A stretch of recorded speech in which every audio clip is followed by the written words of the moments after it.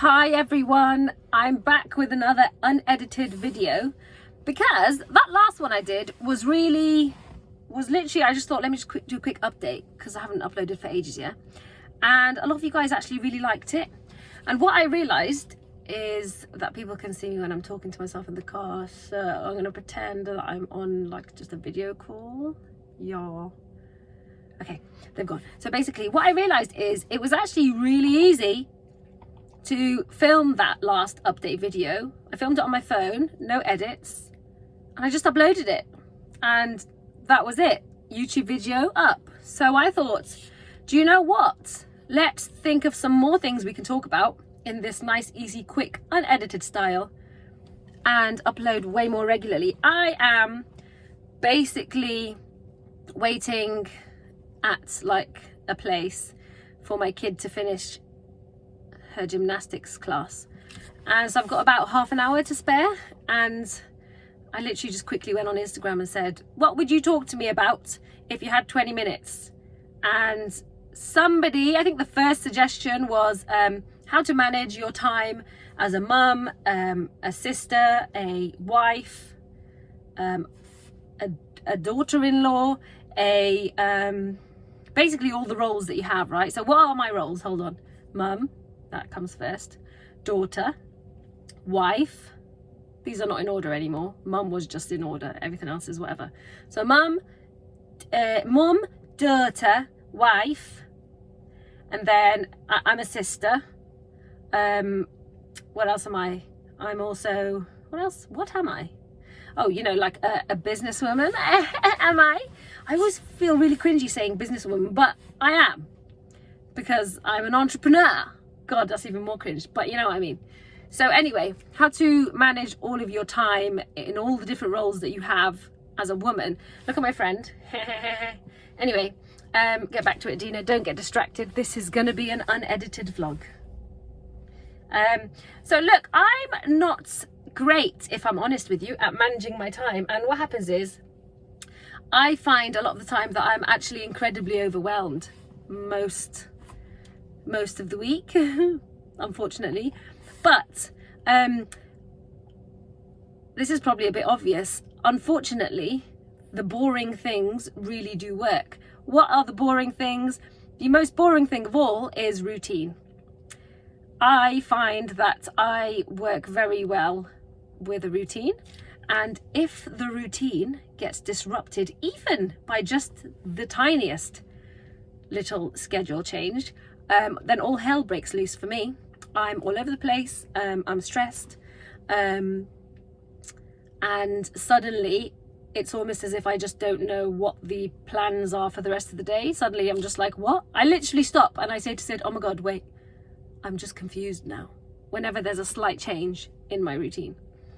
So that's how important routines are. Sorry, I had a bit of carrot then. Tried to get rid of it very sleekly, but sleek, yeah, that makes sense.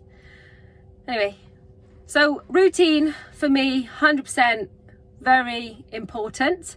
So like I wake up, maybe I should do a vlog one day, but honestly, when I actually wake up and I actually have to film like a morning routine, I'm like actually doing the morning routine. So I'd only be able to do it if I acted it for you, and then that just feels like too much work. So I wake up about between 5 and 6:30, depending on the day and just depending on whether I get woken up or whether I just wake up or whether I have insomnia or whether I'm going to the gym or whatever. And the first thing I do is I go downstairs, and well, the first thing I do is actually go to the bathroom and do my morning wee. Am I really going to go into detail about my morning? Probably not. But basically I have a very good morning routine, and I like to get ahead of the rest of the family in the morning. So this is my role as a mother now. I like to get up before everyone, do the breakfast, do the lunchbox, tidy up whatever mess was left from the night before, have my coffee, sort of get my head straight before everyone else wakes up and before I have to give my time and all my energy and my thoughts to the rest of the family in order to get started for the day. So I like to have that time to myself first in the morning to sort of set me up. That's really important. If I don't get that, then everybody is late on that day, because clearly they all rely on me. I'm the mother. I am the queen of the house. I am in a very important managerial position, actually, at my house. That is the truth. And I have to micromanage everybody in the house. That's how I see it. Okay, so that's the biggest job of all, and that's probably the most stressful job. But if I get ahead of myself before everyone, then usually that day is quite it goes just much smoother than if I don't, pretty much. Okay, now how I manage my sort of like my mental health or my mental state and make sure it's in a good sort of stable place most of the time. A lot of people don't believe this, but for me, it's literally going to the gym and having time in the evenings as well to myself. So the going to the gym bit is obviously is for my fitness, for my health, but literally 50% of it is for my mental health, because when I'm there, it's just that 1 or 2 hours to myself completely where I think about nothing. Literally not another thought enters my head when I'm in the gym other than what I'm doing. And I love it so much. And there's so much reward in seeing yourself progress and seeing yourself get stronger physically and mentally, and just there's just a lot of growth and a lot of fulfillment basically from going to the gym. And another great thing about going to the gym, can I just say, is that there is no competition. You are your own competition. And in life, especially in this life, especially also because of the kind of work that I do, blogging, influencing, whatever it is, yeah, I'm always in a lot of situations where I naturally find myself comparing myself or my situation in life to others, and that's really not a healthy thing to do. Whereas in the gym, although there's a lot of people around me that are, you know, much more athletic, much stronger, much more aesthetically pleasing to look at, I find myself not comparing myself to anyone in the gym. I literally am zoning out, listening to my music, doing my thing. I'm just vibing. And so the gym for me is a really healthy place.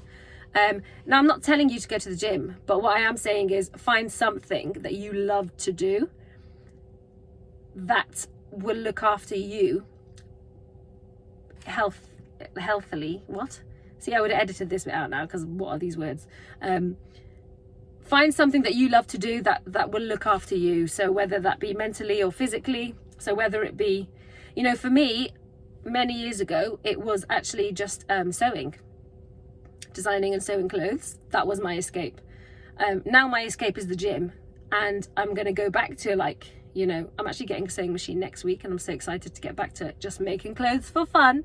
No pressure, no designing, because we all know when I got back into designing a few years ago and launched Dina Talk here, which I never got around to, and I still haven't got around to, even though everything's ready.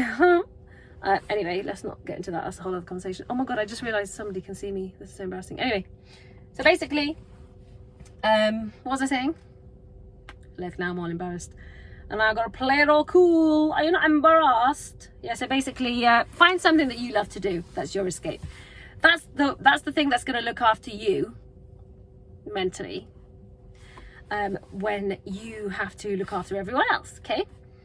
What else do I do? Okay, now to manage your time as a wife, this is probably the hardest one of all, especially when you have children, because a lot of you guys will agree with me, when you have kids, suddenly your marriage is just a completely different dynamic, one that you will never be prepared for. And I genuinely feel like we need to be warning people, couples, young couples, about this way more. And I say the word warning because it's not particularly a good change. Sorry, I'm spitting everywhere. It's not particularly a good change. It's more so a drastic change that a lot of couples need help and preparation for. And it's the hardest transition you will ever go through. And actually, I used to say this a lot. You never know your partner until you live with them. Actually, I believe you never know your partner until you have children with them, or until you raise a tiny being with them, whether that be, I mean, actually not really. I mean, you do get a little bit of a clue if you get a pet with that person, you do get a little insight to what they may be like as a parent. You do get just a tiny one, but I wouldn't say it's comparable. Comparable or comparable? Anyway.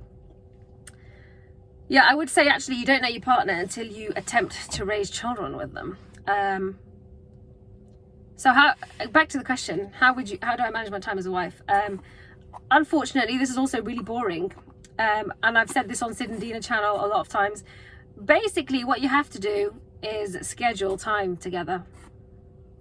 Because in a marriage, where you're both working and where, you know, you have children, there's a lot of responsibilities, and there's unfortunately not a lot of time for spontaneity and that kind of young, free love. You know what I mean?